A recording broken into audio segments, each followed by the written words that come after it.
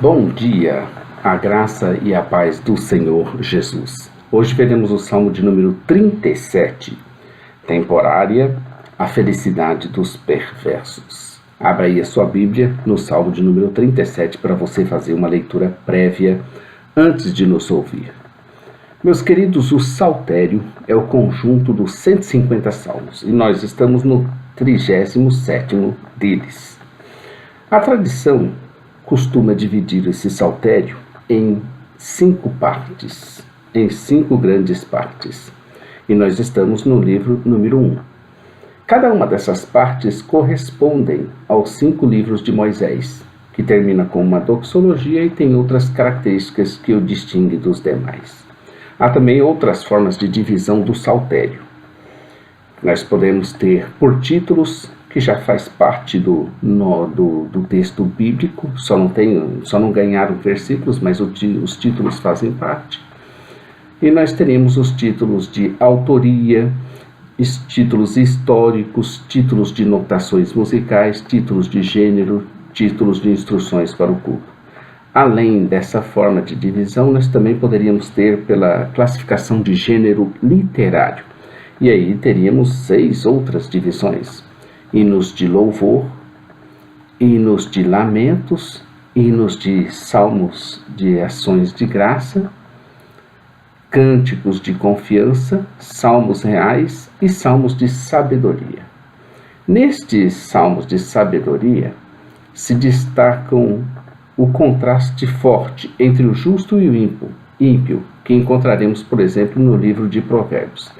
Exemplo desses salmos: o Salmo de número 1, o 37, que nós estamos hoje estudando, o Salmo 49. Então, na classificação por gênero literário, ele se classifica como Salmo de sabedoria. Então, como vimos, há 3 formas de divisões desse saltério. Pela tradição, em 5 livros, conforme os títulos em 5 partes, ou conforme os gêneros literários em 6 gêneros. Essa nossa divisão está seguindo a tradição e o Salmo 37 está no livro de número 1. O livro número 1 vai do Salmo 1 até o 41.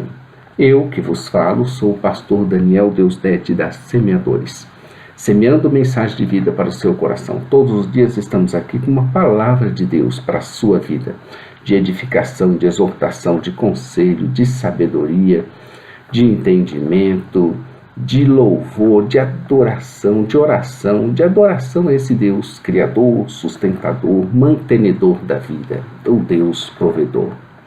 Estamos aqui levando essas reflexões desde 21 de abril de 2016 e iremos até 23 de julho de 2019, quando concluiremos nosso projeto 1189 em exatos 3 anos, 3 meses e 3 dias, conforme o número de capítulos da Bíblia. 1189. Abra aí, por favor, a sua Bíblia, como dissemos no início, no Salmo 37, e faça a leitura antes de nos ouvir. Interessante, viu? Esse Salmo de Davi, bem característico de contraste entre os ímpios e os justos. O Espírito de Deus logo nos anima, no verso 1, nós veremos a seguir, a permanecermos firmes, apesar dos pesares da aparente prosperidade dos malfeitores. Quando você vê o mal prosperar, não dá desânimo? Ou não dá vontade, entre aspas, de imitar o mal? Pois bem, essa prosperidade é temporária e ela vai ter um preço muito caro. A palavra é categórica e ela é precisa em afirmar que os ímpios serão exterminados da terra e os justos a herdarão. Mesmo antes de eu me tornar crente em Cristo Jesus, eu também já tinha essa convicção no meu coração, que os ímpios serão exterminados da terra e que os justos hão de herdá-la. O Salmo 1, que é a porta de abertura do livro de Salmos, também fala e contrasta a ambos.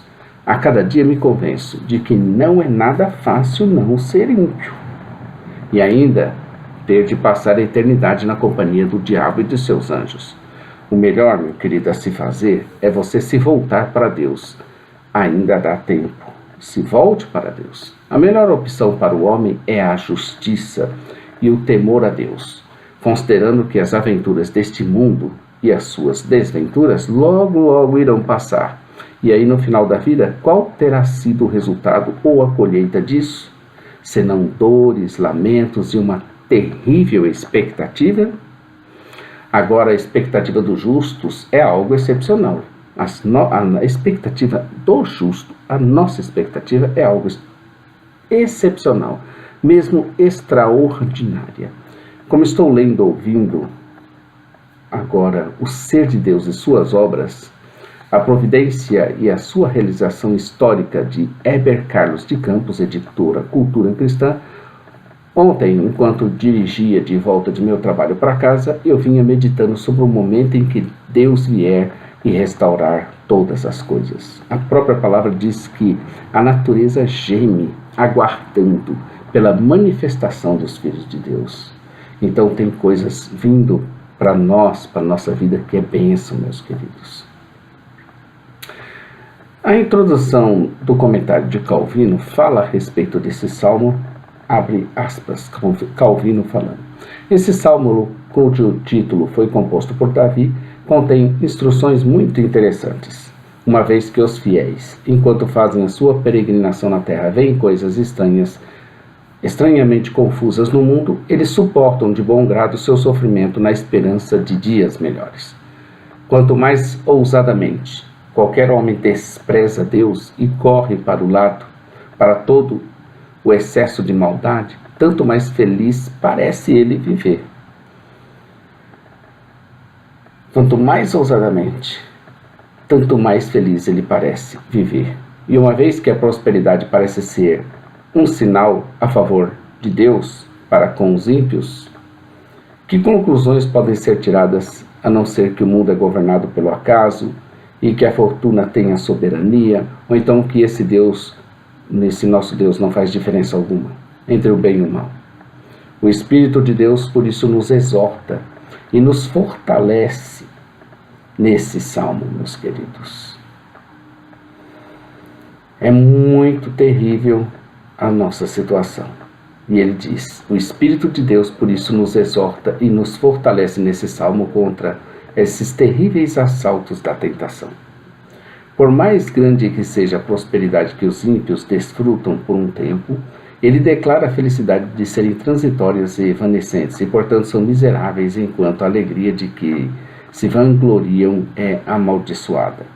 Enquanto os servos piedosos e devotos de Deus nunca deixam de ser felizes, mesmo no meio das suas maiores calamidades, porque Deus cuida deles e finalmente vem em auxílio na devida temporada. Isso de fato é paradoxal e totalmente repugnante à razão humana, pois como bons homens muitas vezes sofrem pobreza extrema e permanecem longos tempos sob muitos problemas e são carregados com reprovações e erros, enquanto o triunfo do perverso e do profano é regalado com prazeres, não possamos suportar que Deus não se preocupe com as coisas que são feitas na terra.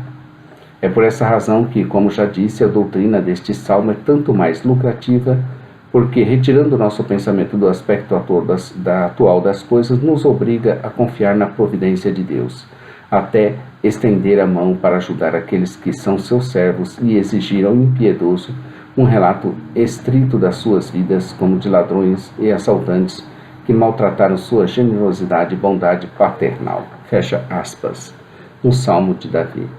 O verso número 1 diz assim: não te indignes por causa dos malfeitores, nem tenhas inveja dos que praticam a iniquidade. É assim que começa o salmo de número 37, de 40 versículos. E o versículo 40 termina dizendo: o Senhor os ajuda e os livra. Livra-os dos ímpios e os salva, porque neles buscam refúgio. Como sempre em seus salmos, a palavra final de Davi e do Espírito Santo para nós é de vitória. Apesar da luta, apesar da tentação, apesar de você ver o mal prosperando muitas vezes, apesar de você ver o justo muitas vezes sofrendo, e como sofre o justo nesse mundo, né? Apesar de tudo isso, a palavra de Deus para nós é de vitória. Não é a seca e nojenta promessa da palavra da teologia da prosperidade cujo foco é a coisa e não o provedor. Bendito para sempre.